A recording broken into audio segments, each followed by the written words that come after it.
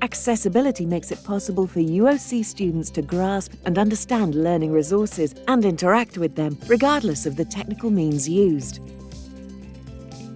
This also applies to students with some type of functional diversity: auditory, visual, cognitive, motor, mental, and elderly adults. In addition, by working on the accessibility of learning resources, we can contribute to improving the user experience and our students' learning process. The UOC Library helps to guarantee the accessibility of self-produced learning resources, for example, videos or text-based modules, as well as learning resources owned by third parties, for example, books, audiovisual resources, articles, etc. Below, we will see some cases in which the UOC Library staff has helped to make a learning resource accessible. I want to make a UOC-produced learning resource and I want to make sure it's accessible. What do I have to do?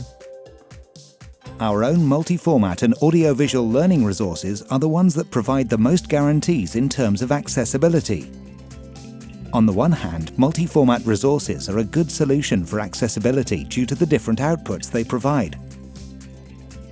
On the other hand, video recordings are also a great option to ensure you have an accessible format.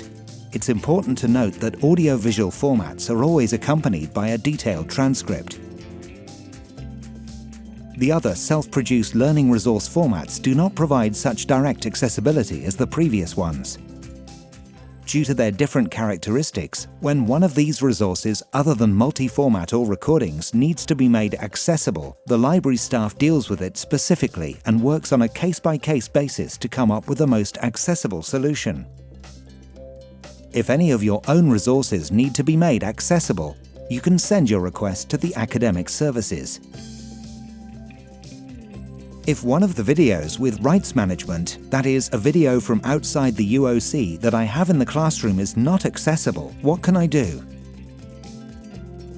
All videos with rights management, that is, videos from sources outside the UOC, must be accompanied by a transcript. If you find a video without a transcript in your classroom, contact the library staff so that they can prepare it and supply it in the classroom where the video is located. Equally, some databases to which the library subscribes have audiovisual resources with full accessibility guarantees, that is, automatic translations and subtitles for all their contents. If a student has accessibility problems with a digital version of a book in my subject, what can I do? Contact academic services. They will follow up the request and contact the library staff to get the PDF of that book.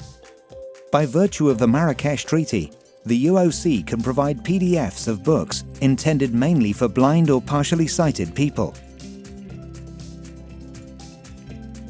If you want to make sure that the book you are using in your classrooms is accessible, in the UOC library collection you can also find some databases including text-based content with automated voice reading, as is the case, for example, with the eLibro platform.